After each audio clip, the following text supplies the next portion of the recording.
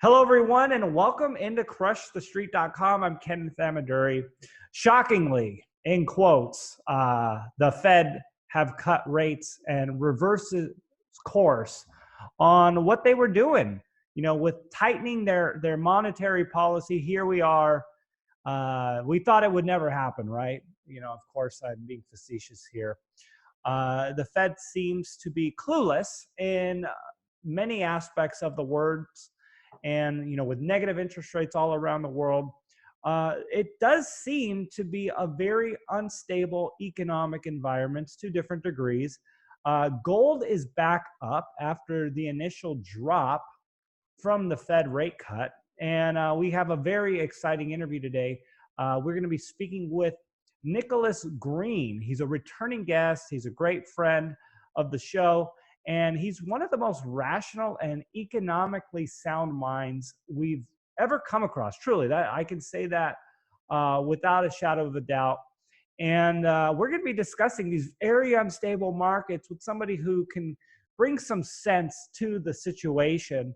But before I get started, let me remind you, Nicholas is a regulated fiduciary money manager, and the information that will be discussed is not recommendations to buy or sell securities and investments, and are not FDIC insured, and investments could lose value. I need to say that because of his position. And with all that said, Nicholas Green, thanks for coming back on the show with me today. Thank you very much for having me back on the show. It's nice to be back on air with you. We've spoken many times, but this is the first time we've been on air for a while. And thank you for the kind introduction. It's a pleasure to be here. Yeah, lots to discuss, lots to catch up on. Let's start with the president, Donald Trump, his policies obviously affecting everything. And I'd like to get your take on Donald Trump, starting with central banks in general. Trump wants the Fed to continue to lower rates more than they did. The quarter point rate cut was not enough for him. Trump seems to be okay with zero interest rate policies and even negative interest rate policies. So let's discuss that for a little bit. That's a great introduction and a great place to start, Kenny. As usual, you're all over these things. But so let's just back up a second. If you remember when Trump was campaigning for 2016 and he was in a debate with Obama, he said, look, this is one big fat bubble. And what's going to happen is you're going to be out on the golf course one day, Obama, and the Fed is going to raise interest rates and this big fat bubble is going to pop, right? And that was back in 2016.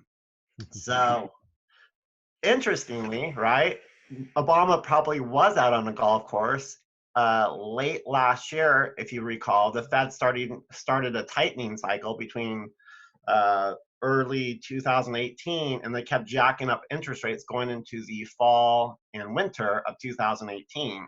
And what happened, right, was the markets and the real estate market slowed down too really quickly, but the markets absolutely started to just unravel as the Fed started to raise interest rates.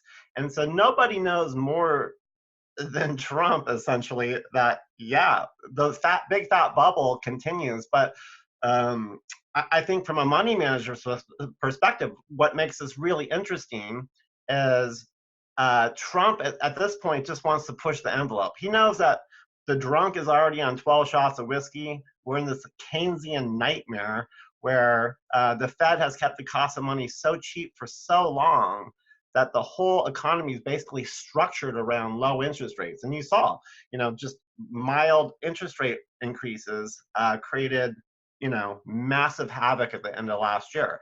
And so I've been saying for a long time, we're going to have low interest rates for, you know, possibly the rest of our lives. I mean, it's going to be a very, very long time. But Trump definitely wants to push the envelope here, and he's calling the Fed chair, Jerome Powell. He's going so far as calling him a bonehead for not lowering rates more, because, like again, Trump just says, let's just push the Keynesian bubble at this point. We're so far deep into this, and his point of view is like, why do we have higher interest rates than almost everywhere else in the world when we have one of the best credits? He thinks we should have the lowest.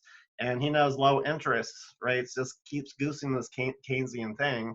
And I think his hope is that ultimately, bubbles can work in two ways. They can either pop and correct themselves, or you can try to grow into them. And I think Trump is doing everything he possibly can to try to grow into it. And there's certain levers that can possibly help him going forward. And those are the types of things we need to pay attention to as a money manager. So that's interesting that you pointed it out, that the U.S. has some of the highest interest rates around the world, with the best economy, if you want to call it that. The cleanest shirt in a basket of laundry. We've heard that term before. What are your thoughts on this? Is that a fundamentally sound thing for us as the U.S. to have higher interest rates than a lot of the other developed countries? Is it more, are they goosing their economies to a higher extreme? Are they drinking, more alcohol than the drunk, situation that we already are in? I mean, what kind of sense can we make of this? Absolutely. So 19 central banks are easing and lowering their interest rates, right? So we're in this huge Keynesian nightmare where we're right back to the race to the bottom, right? Who can get to zero on low interest rates faster? Who can lower their currencies to increase their trade, international trade? We're right back there, and we're actually lagging like Europe and a bunch of other countries as far as where we are in the interest rate cycle. And when you look at the tariffs, it's another big part of Trump's reasoning for wanting to lower interest rates. If he jacks up tariffs 10%, but our dollar increases in value 10% against, say, the Chinese yuan, it defeats the purpose of even having the tariff, right? We lose that war. So hence, the concerns over the manipulation with the Chinese currency. But all these countries are manipulating the currencies. And at this point, you just have to play the game for what it is while it's lasting. And it's a very, very precarious time around the world, geopolitically. But yeah, for sure. Fundamentally, it's not sound for any of these central banks to have kept these these interest rate policies below the real cost of money and the real cost of the real rate of inflation for prolonged periods of time. Because what you have is this really, really frail situation at the end of the day, which we saw at the end of last year, where a couple 50 basis point interest rate increases nearly unraveled the global economy. Trillions of dollars were wiped out across the globe in just a few months at the end of last year. I knew it would be short-lived because there's only one, but it was a wake-up call for the Fed, because they learned from that episode that they can't repeat 2008, 2009 by raising interest rates where they just choke off the economy and their desired wealth effect anymore. So I've always said the biggest, like a lot of times the soldiers on the battlefield are worried about the last war and losing, and how we lost the last war, and shuffling the soldiers around the battlefield to prepare for that.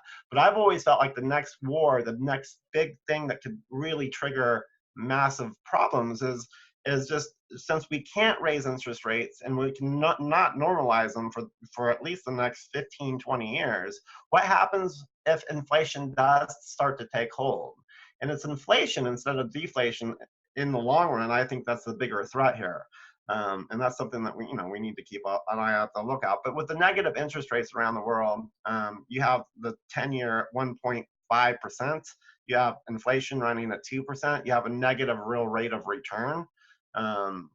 So there's just assets that are far superior today than like cash and cash alternatives. And so that's so fundamentally sound. We are not in a fundamentally sound geopolitical or economic world today, but there's plenty of ways to deal with it, and the best way to deal with it is try to get more wealthy, because that's what Trump wants to have happen here.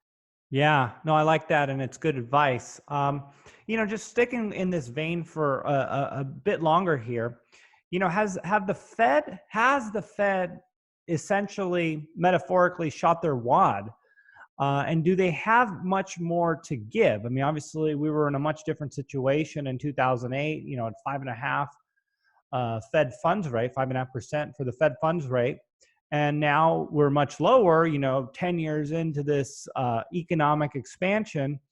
And you mentioned, we might have ultra low interest rates for the rest of our lifetime. And my question is, does something ultimately have to give? How can it just stay like that without the free market naturally going back to some sort of equilibrium? Well, it's interesting. When you look at history, we've had really low interest rates now for 10 years, but it's actually not that unusual. We had low interest rates for 20 plus years back in the 30s and 40s. Japan's had low interest rates now going on 30, 40 years. So it's really not that unusual, the duration of this low interest rate policy. And at 10 years, when you look at history and low interest rate policies, this really could last another 10 or 20 years, these low interest rates. So it's just something you have to be prepared for. I mean, it's the most likely scenario. The only thing that could change the low interest rate policy would be the market forcing higher interest rates, demanding a higher interest rates based on inflation rates, right? So if inflation starts running at 4 or 5 or 6%, investors aren't going to be clamoring for a 10-year treasury bond at 1.5%. Because the real loss of purchasing power just becomes too great, and money will seek other avenues. And so that, there was a massive loss of bid for U.S. Treasuries, whether it was the Chinese and Russia pulling out, or investors just saying, look, the inflation rate's way too high to jump into a 1.5%, 2.5% 30-year Treasury. That could force the market's hand. But there's no signs of massive inflation. And as long as and as long as everyone's worried about the next recession or this problem or that problem, there's been plenty of a bet on the U.S. Treasury. So that's not a huge concern in the immediate future, with rates rising being forced by the market's hand. I just don't see that happening anytime soon. Nick, let's talk about gold here, faring in this environment of negative interest rates around the world, ultra low interest rates. We've seen gold do well since the end of May of 2019. A lot of people have just been, frustrated, tired of gold. We've seen gold have, a nice move up from December of 2015, but it's been this like quick upward moves we've seen and then back down. Like it seemed like right when everyone kind of got confident that gold is moving higher, it seemed to disappoint once again, if you will. We saw that in 2016, and a lot of people thought that maybe we would be dealing with that again. But we're strongly over 1,500 at the moment in this environment, and we started to see that move happen nicely. When we did go into that tightening cycle, the market lost 20% at the end of 2018, and gold started to wake up a little bit, get stronger. And of course, this year into the summer, it's performed very well. So what are your thoughts on gold, Trump, and the Fed and this dynamic we're seeing right now? Well, I think gold has been undervalued for quite a long period of time. The thing about gold, though, it tends to move based on emotion, based on fear and greed with market participants versus fundamental analysis. If you look at the long-term history, 100 plus years, gold's always traded roughly where the monetary base is. But there's periods of time where it deviates and it's undervalued compared to the monetary base, and there's at times it's overvalued compared to the monetary base. But it's actually been undervalued compared to the monetary base for 4 or 5 or 6 years now. So I'm not somebody who, as a money manager, has just indefinitely sat on gold. I mean, I play it a little bit, and so. But when you have an environment where you have currency wars, trade wars, interest rate wars, right? These are very, very positive for gold and hard assets. And I don't see this ending anytime soon, especially with the currency wars. And so I think over the next few years, I mean, gold is much more undervalued than, say, the major market indexes. And so I like gold. I think when you have a negative real rate of return on, say, buying the 10-year treasury, which is considered risk-free, what you're really getting is virtually zero return and a real loss of purchasing power that's guaranteed. And so I think the alternative, being gold, looks much more appetizing to a lot of investors in that environment, especially not just here, but around the rest of the world too. So I think there's a bid for gold. I think it's like any asset though, the moves are pretty quick and furious when they're up. And so you just need to stay patient if you're there. And I think it's not a bad place to be. Miners are probably more levered to a higher price of gold for more upside. So if you had more risk, if you had a little more confident, if you have a lot of confidence and you have a little more risk tendencies with your personality, then you might want to look at the miners. But I like gold in this environment over the next couple of years. I think it's a good part of a portfolio. Now, is this something you're going to look at as long as we have a real negative rates around the world, or what kind of, and I know there's not a one size fits all answer. I mean, you got to take everything into perspective. Things are multifaceted and nuanced. But what is it? At what point do you say, you know what, gold doesn't look as attractive anymore? What are some of the things you might look for? Okay, well, uh, that's a really loaded question, and just for the audience listening, you have to understand I'm a money manager, and I stay away from commitment bias, so I don't like to be the spokesman for any particular asset. I am someone that will change my mind quickly at times in portfolios, and so just take what I'm saying today with a little bit of a grain of salt. But there's a lot of things that could change my mind about owning gold, and I wouldn't. There's other assets that I think have far more upside today than gold, so I wouldn't overexpose myself to gold. But I think it's a good part of a portfolio, and I think the miners are proving that today. And they're a good counterbalancer to financial markets, as we saw at the end of last year. I mean, the gold miners were slightly up, and the markets were way down. So I think it's good for diversification reasons. But I hate diversification for the sake of diversification. So I'm not going to just be invested there just to be diversified. I have to like it for a reason. So I would have to see the Fed want to. I'd have to see really robust economic growth for me to be less interested in gold, because when the economy is really, really growing, the animal spirits become more lively among investors, and they're more willing to chase, the next hottest financial trend, whether it's, this 5G is a real potential to kind of crimp the price of gold over the next few years, because the amount of wealth that's going to be created from it could be absolutely monstrous. And Trump is completely behind the rollout of 5G. T-Mobile and Sprint was recently approved and by the Department of Justice, and I think Trump was a big part behind that, because he's like, let's go for 6G, let's go for 7G. He knows the global wealth that's going to be created possibly from 5G over the next 3 or 4 years is going to be huge.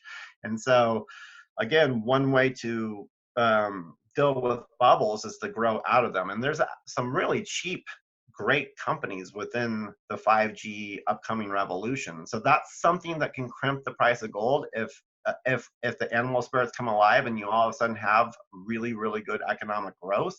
It's not there now. That's something that can crimp gold. There's a whole nother story going on with Fannie Mae and Freddie Mac. And it sounds like a strange peripheral comment to make on the price of gold. But one of the things that happened recently in those particular names is it was, the government's been keeping 100% of their profits. And I've been saying for a while, that's completely illegal and non-constitutional. What the government did under Obama in 2012 is they changed the terms of a 10% preferred dividend from Fannie Mae and Freddie Mac to overnight changing it to 100% net worth sweep of 100% of their profits. And I've even written a letter to Donald Trump, and I'm trying, I've made some key contacts to some trillion-dollar, billion-dollar type money managers to try to present some of this. But it would be akin to, the government telling Mr. Trump, none of your assets are yours anymore. None of your buildings and none of your real estate's yours anymore. We're going to start taking 100% of your profits just because we can.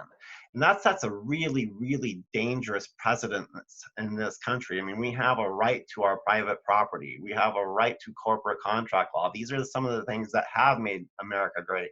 And for Trump to truly make it great again, you know, him and his Secretary Treasury and the FHA head, they need to do the right thing here for private property rights. And it looks like we're heading in that right direction. But if they were not to head in the right direction, I would literally want to up my gold exposures just based on that. Because if the government can just decide at any moment's time to take anyone's private property rights just because they can, it's not the country that we, you know, that we want to know, right? So there's a lot of things that would make me say, maybe cut back a little bit on gold here, right? Maybe it approaches the monetary base of the Fed, and it gets to more of a fairly valued price. You know, I would be more interested in, less interested in it there. But it's a really, you know, it's a really broad question, and you know, I have a lot of things that would make me think, okay. I need to not have, you know, a lot of gold exposure here. So it's a great question, though, but it's a very complex question. I'd like to follow up with you on what you were talking about, Fannie Mae and Freddie Mac, and just talk about the housing market and what this means for the housing market, where this net worth sweeps is now unconstitutional. Would you say that to a certain degree, the housing market just lost a major government safety net that it once had? No, I think it's absolutely the opposite. A lot of people have an impression that the taxpayer has bailed out Fannie Mae and Freddie Mac, which is actually patently false. And it's one of the big lies. Sometimes the easiest lies are the biggest, right? But actually, Fannie Mae and Freddie Mac has been bailing out the taxpayer since 2012. The U.S. Treasury has taken in more than $280 billion in net profits from Fannie Mae and Freddie Mac. That's part of the net worth sweep. And so Obama in 2012, he didn't get a congressional approval for the subsidies in Obamacare. And so suddenly Obamacare was a problem because the subsidies were not approved by Congress. And shortly after that, amazingly, the government under Obama changed the terms of the dividend payment from Fannie Mae to Freddie Mac, again from 10% to 100% of their profits being swept up to the Treasury. And when you look at the counting lines of the government, suddenly they made movement from this other finance entry, which looks like Fannie Mae and Freddie Mac's profits, and they were diverting those profits, it looks like, to fund the Obamacare subsidies. This is one of the most, if this is true, and I believe it might be, and it looks to be true to me, this is one of the most dangerous and brazen and corrupt financial shenanigans that has ever transpired in the United States history. I mean, this is socialism on steroids, deciding you're going to take money from private property owners and divert it to socialist subsidies in a program you wanted to roll out, all underneath the American public.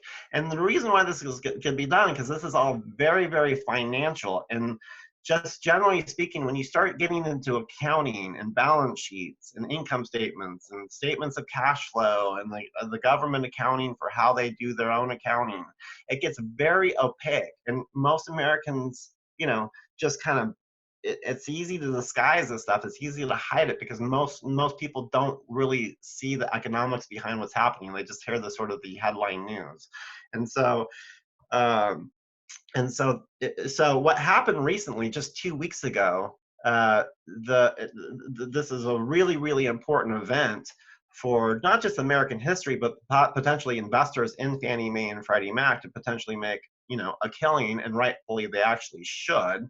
But the Fifth Circuit Court 18 appellate judges decided that the net worth sweep exceeded the FHFA's authority. The appellate court decided at the Fifth Circuit Court also said it was unconstitutional. So the money that has been diverted from Fannie Mae and Freddie Mac since 2012 to the US Treasury has been unconstitutional and illegal.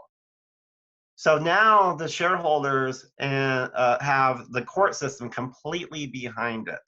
And this is a really, really big deal because now we can pay attention to what Trump and Mnuchin does and Calabria, because if they do anything that's polar opposite of what the court is telling them, we know A, they're not constitutional, and B, they're willing to continue with their illegal theft, which, looking at and connecting the dots, I don't think that's what Trump's about. They're just going about it really slow because they don't want to upset the elections going into, fall 2020. But Steven Mnuchin, he's part of the banking cabal, and he's hard to trust. And so, but anything he does that's anti what the Fifth Circuit Court decision came down to makes them not an advocate of what this country stands for. And so that's something I'm really paying attention to very closely. And as an investor, I am invested there,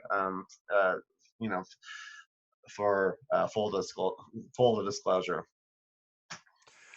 All right, Nicholas, let's talk about a little bit on, the solutions. We talked about how this situation in many ways doesn't make sense. It's manipulated. It's artificially supported with interest rate policies and, where that leaves gold. But I'd like to talk a little bit about, passive investing and, what is going on and, how you're playing this based on everything that you're looking at. So passive investing, you're referring to, I'm guessing, indexes and the broad market indexes where what's been essentially turned into a bubble. Is that right? How are you looking into this? I mean, because I know that in this situation where everything got very overvalued, obviously people have been looking at passive investing, dividends and cash flow and everything. And, based on your research, how are you playing this? Are you thinking that it's going to be a bubble, a problem in the situation, or is it something, are there ways to play this passive investment game that sidesteps any sort of inflated bubbles that you see happening? Okay, great question. So I get where you're going with this question. It's a great question. So, FMT Advisory, aka myself, Nicholas Green, right? I have been saying that we've been in a passive index bubble for a couple of years now, about 2 years. The passive investing thing, like anything, it's a great idea. It's a great concept. And when you can buy a passive index cheaply, it's a wonderful thing to do. But today, without doubt, the passive index bubble that we're seeing today is so widespread that it's creating massive imbalances and dangers within the market itself. And you saw that at the end of last year during the interest rate hike cycle. And so let me just explain. Typically when the Fed starts raising interest rates, it doesn't affect asset prices as they're raising rates. Usually it's like 6 months to 18 months past the last interest rate hike where it really starts to play through the economy and things really start to tighten, and then you see problems within the financial markets. But think about last year, the Fed starts tightening, we're still really at the lower bound, we're historically very, very low rates, and yet you have indexes completely coming apart, which didn't help any portfolios at the time across the board. I mean, I think only treasury bonds and gold did okay. But I knew that was going to be short-lived. I knew the Fed would have the backtrack. But here's the point. The reason why the markets came unglued is the passive index bubble is just massive. And it's as big, if not bigger, than the housing bubble was at the peak of 2007, 2006. So my research has shown that since 2013, the amount of share buybacks and the amount of dividend increases since 2013 in the major market indexes like the S&P 500 have not been covered by the company's cash flows. So essentially, this is the same thing that happened in the bubble of the housing bubble, where people owned homes, and as long as they can cash refinance out of their homes to support their lifestyle, and as long as the home kept going up forever, everything was okay.